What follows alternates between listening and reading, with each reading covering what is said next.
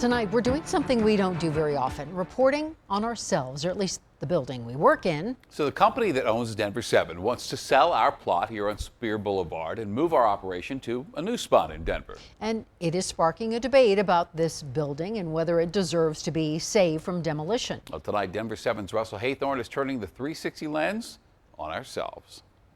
This small room in a Denver hospital is a reason for television. The history of television news now spans decades. It is a method of communication. And for Denver7, it's not only the archived footage, but the building considered an example of what's called brutalist architecture that tells a story to some. By far the best broadcast building in Denver. I believe it's fair to call it brutalist. The company that owns Denver7, Scripps, is selling the building on the corner of Speer and Lincoln and looking for a new home with more space. It's a local journalism success story. Even during the pandemic, we were adding people to our journalism operation. Adding people and newscasts since launching a 24/7 streaming operation, buying KCDO, Local 3, and expanding the Scripps national team in Denver. All that into that building that was built to be just one TV station.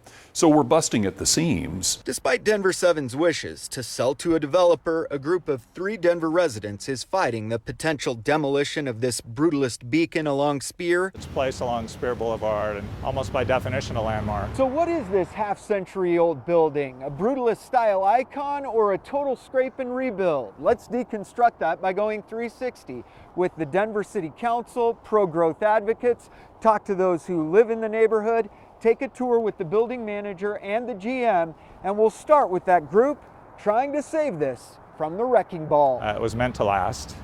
It was meant to be a proud representation of a broadcast news organization. David Wise is a Denver architect who says the building is a superb example of brutalist architecture. Really, the style comes out of the era. It's a bold building. It's tricky to build. Any imperfections would be visible. He and 2 other Denver residents have filed an application to save the building under landmark status. For the sake of keeping this legacy. Wise believes this is an opportunity for Denver to preserve its past, all too often lost for the sake of new development. He believes a developer could wrap a new building around the existing Denver7 octagonal tower, like the Holy Ghost Church at Broadway in California in downtown, or the Old Tavern at 17th and Pearl in Uptown. I do think residential use in this building could be spectacular.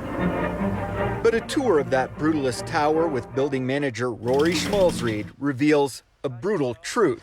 These are the original boilers, so built like 1969. They're kind of held together with spit and baling wire. While the building may be iconic, it is hardly energy efficient by today's standards. We're like 5 times as much energy use as what a green building would be. Schmalzried says the roof needs replaced, the boilers and chillers are on the brink of failure, and the basement where all that invaluable archived footage is stored. When you're talking about history of the building, this is the history. Floods regularly. If we get a big rain, I know beyond any shadow of a doubt, I'm going to have to come down here and squeegee the floor and mop and clean up. I think our programs are responsive to the needs. We're open to any solution that makes sense. General Manager Dean Littleton has met with the group trying to save the building and respects their efforts. But he says the architect working on the potential new development believes adaptive reuse of the octagon would come at an astronomical price. They have tons of experience with adaptive reuse, and they're the ones that have been advising us that it's just too much of a stretch. And it's even disputed among top architects whether this is brutalist at all. Is it a brutalist enough building that warrants it being landmarked over the owner's wishes? Even if you take out the fact that it needs a new roof, new HVAC, new electrical, new plumbing, new windows, the life safety requirements to bring the building to a place that it would be appropriate for people to live in are almost backbreaking. Littleton points out if it remains a TV station, it's likely to remain unremarkable and unchanged. As long as we're here, there will be security fences, there will be walls. There's an opportunity for something incredibly exciting at this gateway to downtown at the corner of Speer and Lincoln. To present our broadcasting philosophy. And then there's the people who live in the neighborhood. I think that it is a unique building. It doesn't look like every other building, but that doesn't necessarily mean it's a special building either. It looks like it's been there forever. I do like the almost, what was it, brutalistic architecture? It looks almost a little Soviet. some argue it's worth saving. Built in 1969 and an architectural building. Definitely the Denver population should save this building. Others say it's an eyesore. It doesn't ring my bells.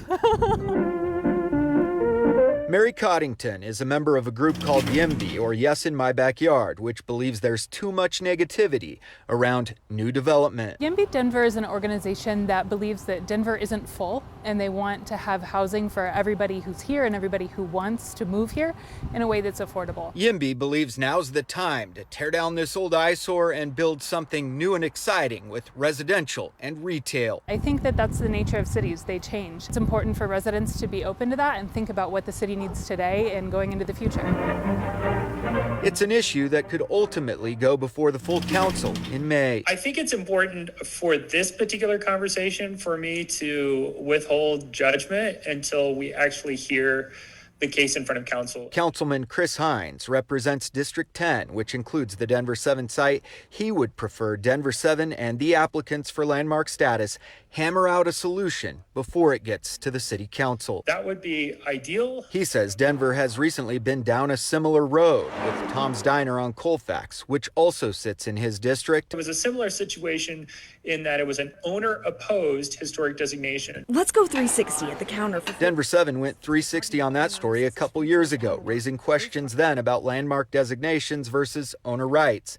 The owner of Tom's was ready to retire, but needed the nest egg selling the building would provide. We got email from all over the country and Canada. People felt really strongly about Tom's Diner and Tom's ability, his right to retire. Hines says the city doesn't like to be in the business of telling land and business owners what to do with their property, especially at a critical crossroads like Speer and Lincoln. I think a growing city is a healthy city. That's part of the magic of where Racine's and Mr. Banano's restaurants and the Channel 7 site, all of those are just right there. There are a lot of people who work, who can't afford a place to live. People are opposed to the unsanctioned encampments and are also opposed to the development at Racine's.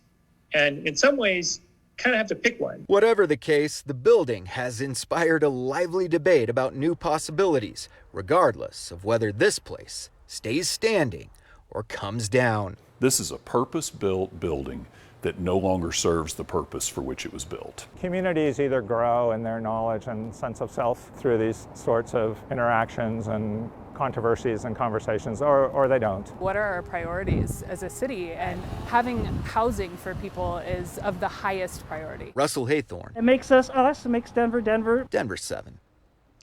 So what do you think should be done with the Denver7 building? Email us 360@thedenverchannel.com.